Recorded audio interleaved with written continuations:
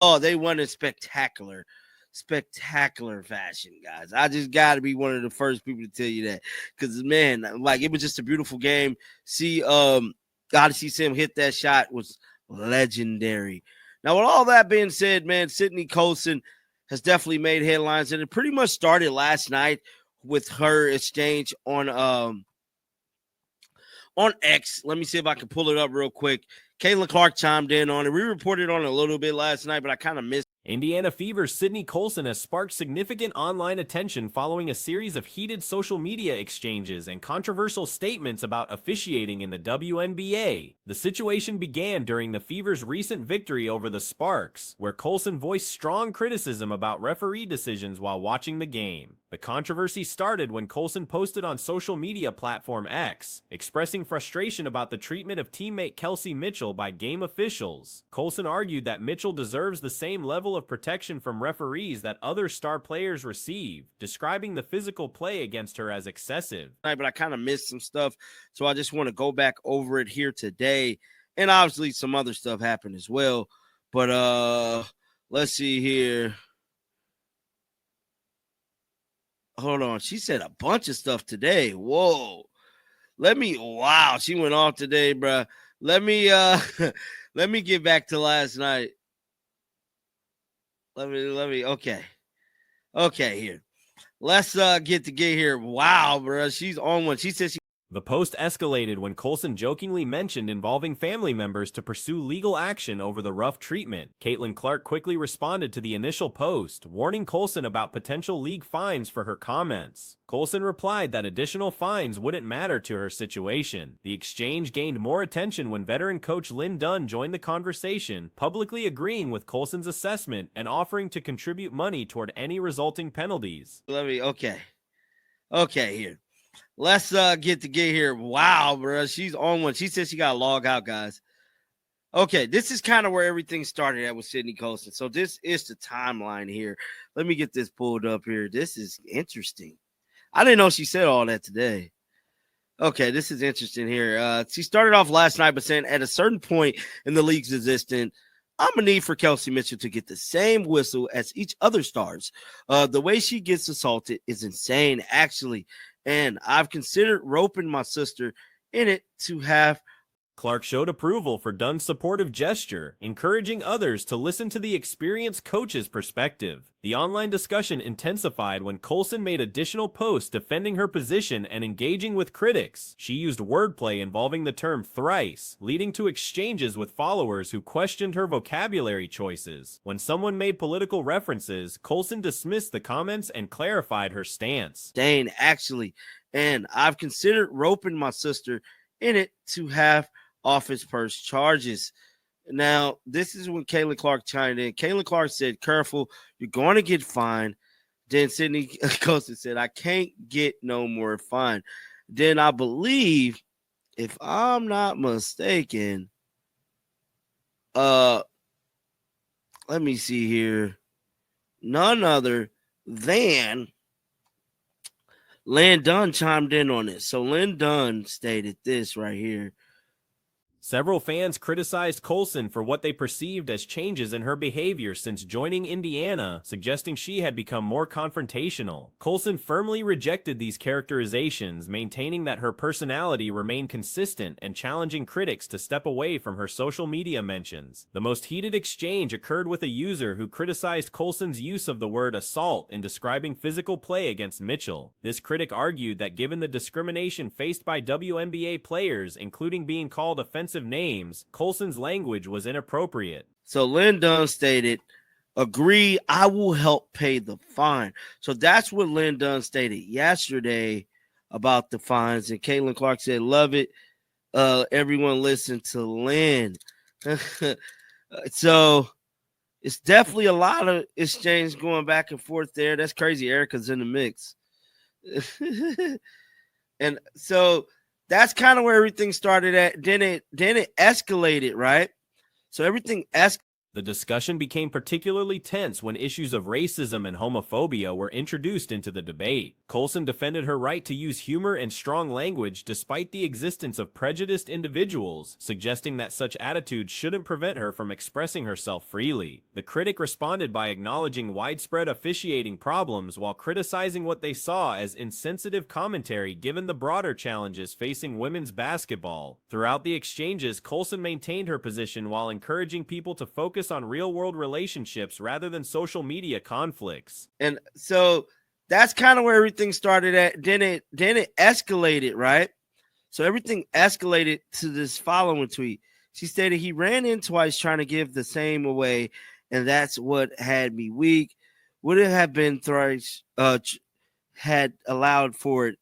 Twice mean 3 times. I see a lot of y'all who responds to me idiotic-ish. So I knew you didn't know the definition. Somebody said MAGA Sid. Sydney Coach went on and said, I don't know the F you got that from, laughing my butt off. The incident highlighted ongoing debates about referee consistency, player protection, and appropriate ways to discuss these issues publicly in women's professional basketball. The situation demonstrates how quickly social media discussions can escalate in professional sports, particularly when multiple high-profile figures become involved. It also reflects broader conversations about officiating standards and player advocacy in the WNBA, with veteran voices like Lin Dunn lending credibility to player concerns about inconsistent treatment by referees. Laughing my butt off. You were for sure didn't know the meaning of twice. Then it goes on to just some regular stuff. Then she went on to say, waking up hating like this is scary, but have a blessed day. So, this person said, laugh my butt off, sis. Kelsey Mitchell and Star don't belong in the same sentence. Wow, she went in. So then she went on. Somebody else said something about the exchanges revealed tensions between different perspectives on how players should address league issues publicly, balancing legitimate concerns about game officiating with sensitivity to broader challenges facing women's professional athletics. The incident continues to generate discussion among fans and observers about appropriate boundaries for player commentary and criticism of league operations. Recent training session footage reveals Caitlin Clark participating in Indiana Fever workouts at an undisclosed facility. It's something about joining the Indiana Fever and becoming a Karen. Sid, Stephanie White, and Cunningham have all changed their tune since joining the Fever. Stop all of that. She said, Ciara, shut up and 1-2 step out of my mentions. I'm the same. I've always been, and so are you, oddly enough, because clearly you still too dumb to read text to know. Wow, bro. Let's keep going. The imagery has sparked discussion among fans and analysts about her potential comeback timeline. Several observers have highlighted Clark's practice attire, noting she wore Navy colors during the session. Fellow players Ariel Powers and Nalissa Smith, both bench contributors, appeared in similar colored gear. A lot of people are saying, like, look at the color t-shirt that Caitlin Clark is wearing. And I'm going to be honest here. I'm going to be completely honest. This isn't Christy Sides era where we could tell who was starting based on what color jersey they wore in practice. That was Christy Sides era of basketball. Let's be real. It was the Christy Sides era. You were able to do that. You were able to get away with guessing who the players were. However, determining starting lineups based solely on practice uniforms has become unreliable under the current coaching staff, unlike previous seasons when jersey colors during workouts provided clearer indicators of roster decisions. The significance lies not in uniform colors, but in Clark's active participation. Players undergoing full rehabilitation typically remain at the home facility with medical staff rather than traveling with the squad. With guessing who the players were. I'm guessing who was playing where based on what they're wearing. That's not really going to happen. It's not really going to happen for this season because you guys can see, obviously, when it comes to these players, Chloe Bibby and Shea Petty are wearing the same color. But there is still a positive here. There's still a positive, and it's the fact that she's practicing. She's there in practice. She's taking Clark's presence during road preparations suggests meaningful progress in her recovery process. Multiple social media accounts tracking Clark's status have documented these developments, with fan engagement remaining high despite limited official information. The organization has maintained tighter control over practice access compared to previous campaigns, when lineup changes were often detectable through training footage. Practicing. She's there in practice. She's taking part in everything. She's there, and she's traveling with the team so that she can work out with the team. Like, if she was just waiting, like, if she was still fully rehabbing and in full rehab, she would just be staying in Indiana, just like with all the other injured players. She would be staying in Indiana, and she would have trainers in Indiana, and she'd be working out. She would just be working out in Indiana.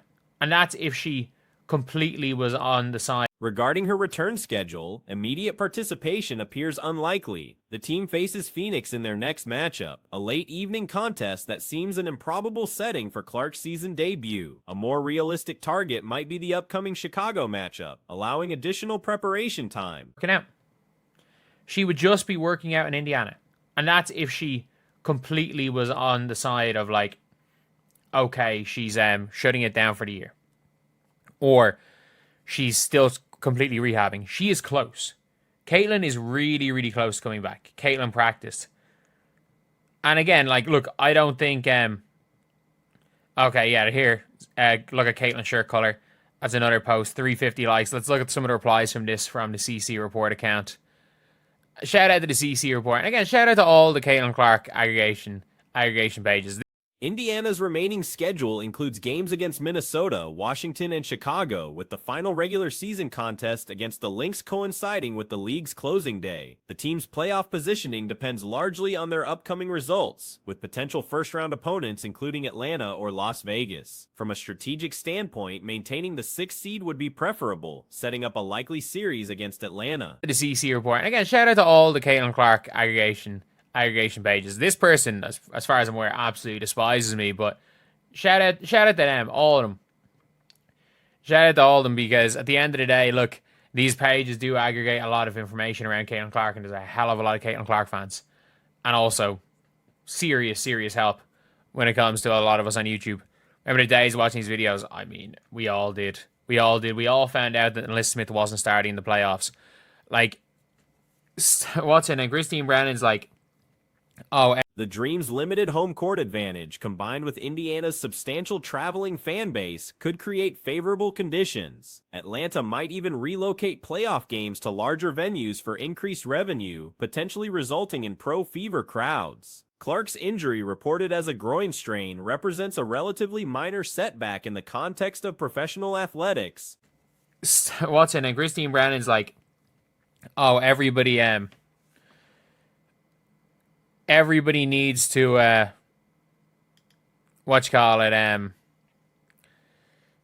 no, well, they were told not to talk about Alyssa Smith not starting, but every single person knew just because of the footage and the jerseys they were wearing. It was hilarious. But with Caitlin Clark being there and being around, I'm not going to say she's going to come back, and I don't think there should be an expectation if she comes back. I don't think there should be any expectation. Such injuries, typically classified as grade 1 strains, rarely pose long-term career concerns.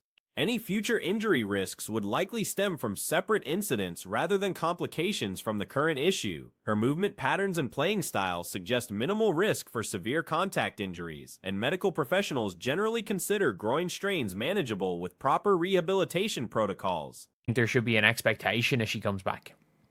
I don't think there should be any expectation if she comes back. She's not coming back tomorrow. Let's be honest, she's not coming back tomorrow. I don't think she should come back for the Mercury game. I still think she should maybe try to practice a couple of times and try and get back for the Sky game. Try and get back for the Sky game. Because obviously they play tomorrow, and then they play last game against the Lynx. It is what it is. Their last game isn't actually the last day of games. The key factor remains ensuring complete healing before competitive return rather than rushing back prematurely. Current evidence suggests Clark remains on track for a comeback during the regular season's final stretch. Her continued involvement with team activities combined with her travel schedule indicates readiness approaching game condition. Actually, the last day of games. It's not the Lynx last game. It's a little bit annoying. Their last game is against the Lynx, and then they face off against the Mystics a little before that, and 2 days before that, they face the Sky. But I would assume that she's not going to play. They play Tuesday night. I don't think her first game is going to be a 10 p.m. Eastern time game. So, if she's not going to play tomorrow, I think we can Barring additional setbacks or unrelated injuries, her return appears probable rather than speculative. The franchise's playoff aspirations remain intact regardless of her immediate availability. However, having their star player available for postseason competition would significantly enhance their championship prospects and fan excitement heading into crucial elimination games.